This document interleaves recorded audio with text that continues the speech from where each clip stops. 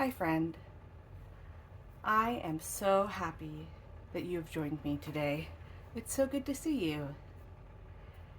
Let me introduce myself. My name is ReeRee, and I am a mid-30s professional. I have a good paying job that I really love, and I have a rough background, meaning I had an abusive childhood, and one of my coping mechanisms is called trauma spending or emotional spending. Let's talk a little bit about that.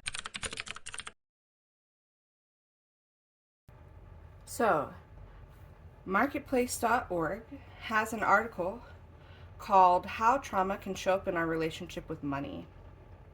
In it, Chantel Chapman says that trauma of money, whether it's any type of trauma, it doesn't have to come from not having money or anything like that. It doesn't have to be related to money.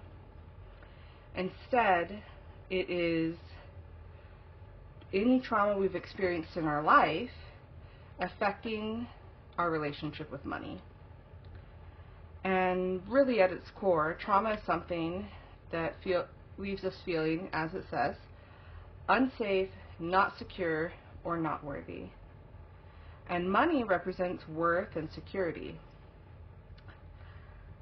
And so we cling to that and use it as a coping mechanism to try and deal with trauma or even just triggered trauma.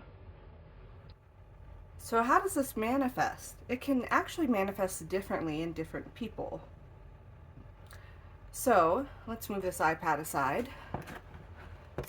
There are three types of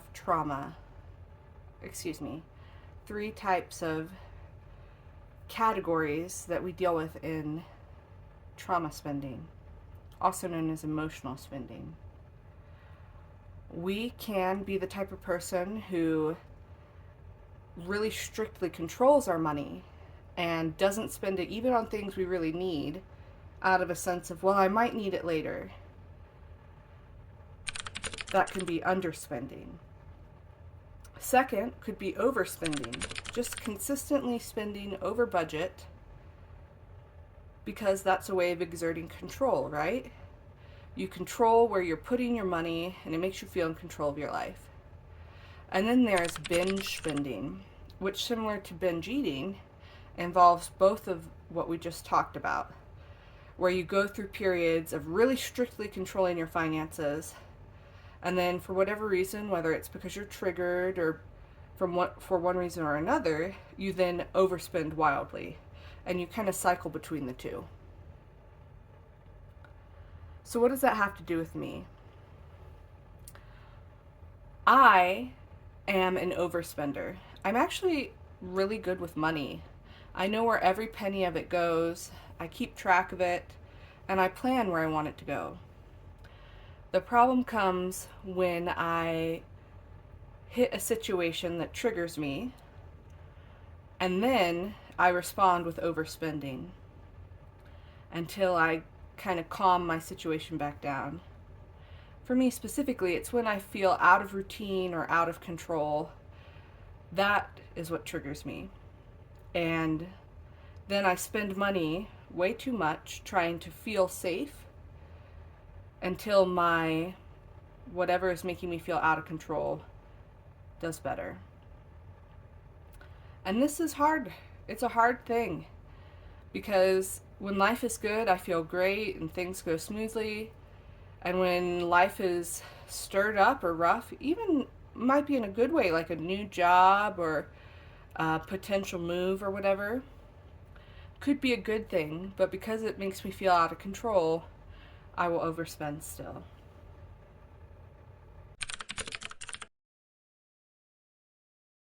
All right, let's talk about July.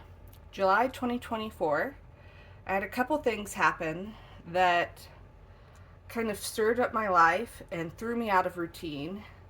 I also was worried for a family member, took an unexpected trip, and all of those things led to me responding with trauma spending.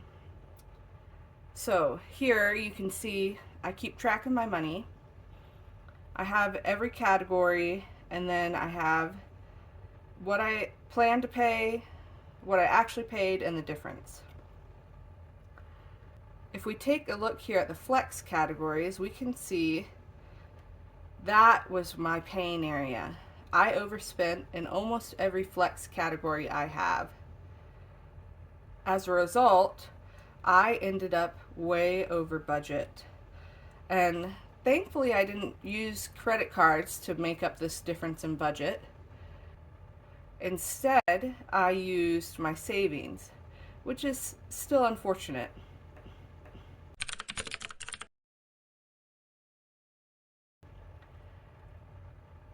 So, what does all this mean? Why am I explaining this to you, and why are we here? I have started this YouTube channel to document my journey in taking control of my spending.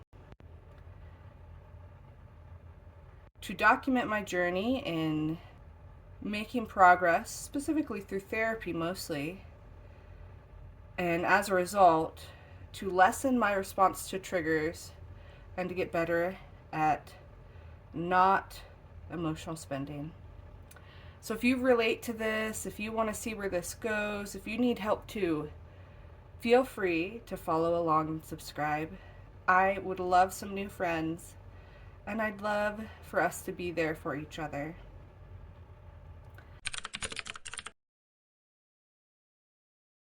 I also want to mention that I have a Patreon.